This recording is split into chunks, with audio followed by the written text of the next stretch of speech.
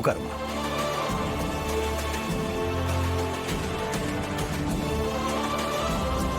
நான் ஆளவன் தான். அள்ளிக்குளம் ஜமீனோட வாரிசு.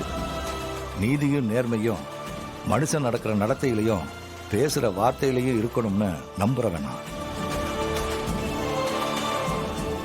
என் சபையில உண்மைதான் ஜெயிக்கணும்னு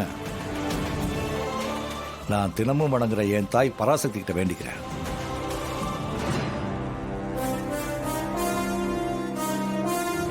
பொய் சில நேரத்தில் ஜெயிக்கும், ஆனா உண்மைதான் எப்பவும் நிலைக்கும்.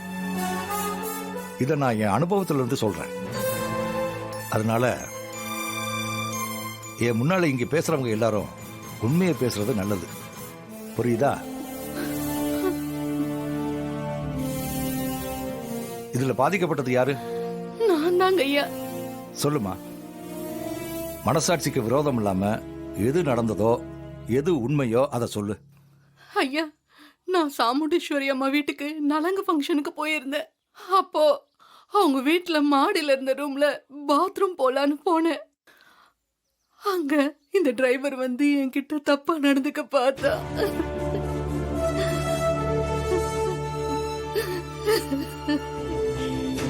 அப்புறம் எப்படியோ இவன் கிட்ட இருந்து நான் தப்பிச்சு வெளியே வந்துட்டேன்.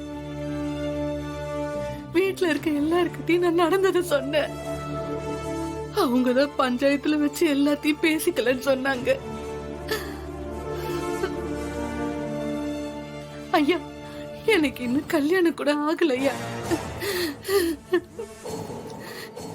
இந்த உண்மை தெரிஞ்சா என்ன கல்யாணம் பண்ணிக்க யாரும் வர மாட்டாங்க. இதுக்கு நீங்க தான் ஒரு நல்ல தீர்ப்பு சொல்லணும்.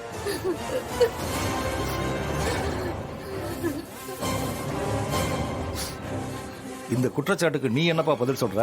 ஐயா, நான் எந்த தப்பும் செய்யல. இவங்க சொல்றது எல்லாமே போய்.